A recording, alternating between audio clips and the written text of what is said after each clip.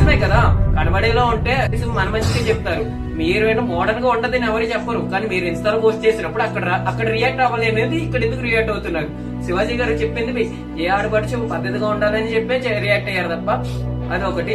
తర్వాత ఇంకో విషయం గురించి ఏం చెప్పాలంటే, మిగతా వాళ్ళు గుమ్మడికాయ దొంగ ఎవరంటే గోచాలు తట్టుకుని రియాక్ట్ అవుతున్నారు. అసలు ఎవరి గురించి మాట్లాడుతున్నారు? అప్పుడు మీడియాలో సారీ కూడా చెప్పారు శివాజీ గారు. అసలు మీరు ఎందుకు ఇలాగా శివాజీ గారిని నెగిటివ్ గా మాట్లాడి ఆయన మీద ఎందుకు అంటున్నారని నేను అడుగుతున్నాను.